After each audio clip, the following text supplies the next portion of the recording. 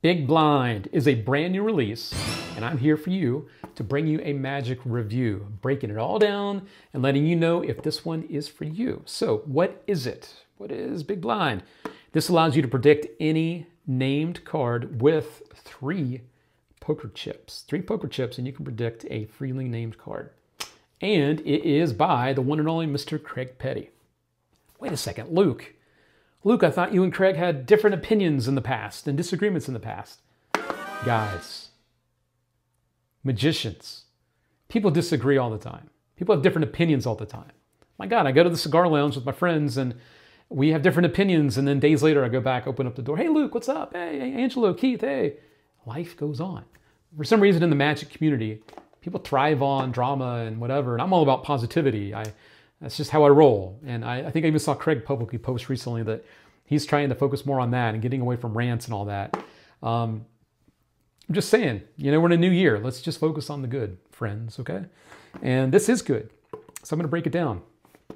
The first thing that I want to say is that as a magician that lives and performs in Las Vegas, I'm always on the lookout for casino-themed things or things that use props from a casino like poker chips. So I was already instantly interested in this. So yes, it really is a freely named card. There's no equivoque.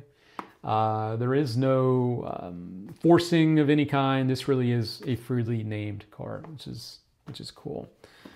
So let's talk about how it looks. Let's say that they named the two of clubs along the way. Let's say that these chips have been on their hand, and you say, oh, look, on the other side, we haven't looked there yet.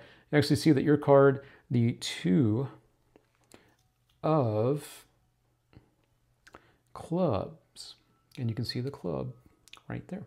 So that's what the chips look like for the revelation, at least for the two of clubs. And the chips themselves is where we will start. Now, these were designed by Phil Smith. Phil Smith, an amazing designer, does a lot of stuff with playing cards. This time he's designed these for the Big Blind trick. Very cool.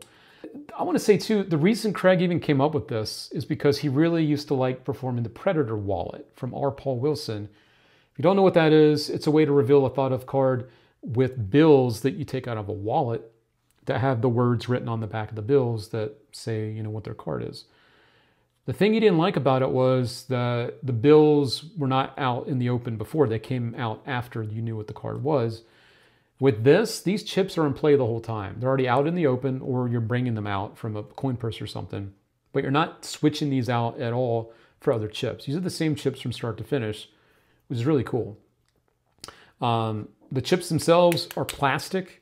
I know sometimes you can get clay chips and other type of chips. These are just a plastic type. Very common. I mean, they make these and print them and they're just the thing. But for those interested, these are not clay chips. They are a little lighter than a normal clay chip, but still, they're just poker chips at the end of the day.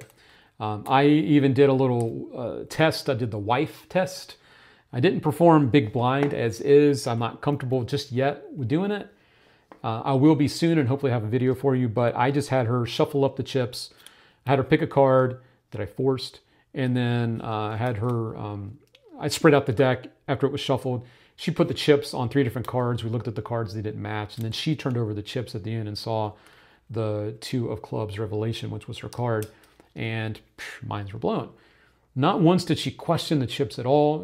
And as you know, those people close to you are the toughest sometimes on you. They give you the most shit. And not a thing, not a question about the chips. So there you go. So a little wife test. Got the pass on that one. One other thing about the chips themselves that people have been asking about is there some noise, because you are adding things to the two of the chips as you go. And there potentially could be, but they've covered it in the instructional to really help get rid of that being a problem. And we'll talk more about that here in just a moment. Obviously, if you're performing in a super quiet room, you might hear something, but you're using multiple chips that already kind of come into contact. So there's going to be some built-in noise with the chips themselves. So let's talk about some of that now in a direction with the handling, okay? And that goes where with the routine, you can do this one of two ways with the handling.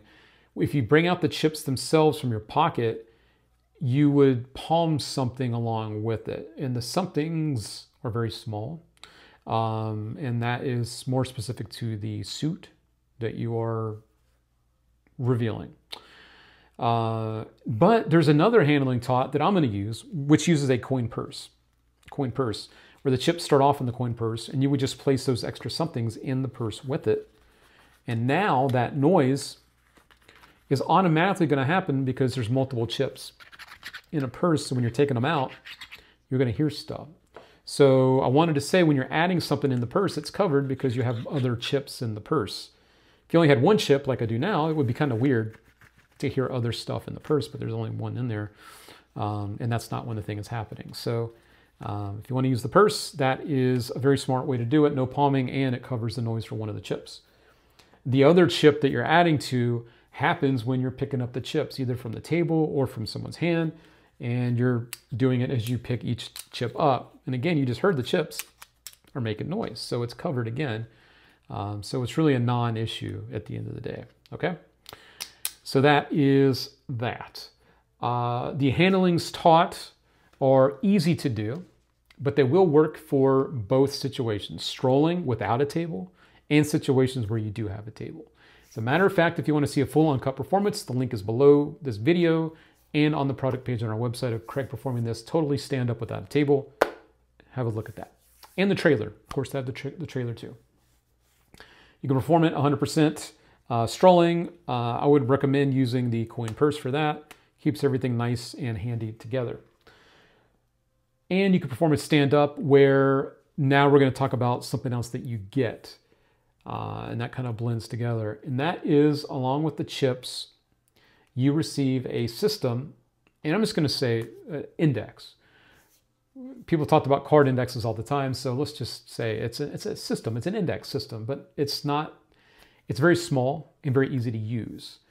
And the index will work great either in your pocket, or if you're doing a more stand-up type of show with a table, you could use an envelope where you have the system, let's call it a system, attached to the back of it, or a notepad, have attached that.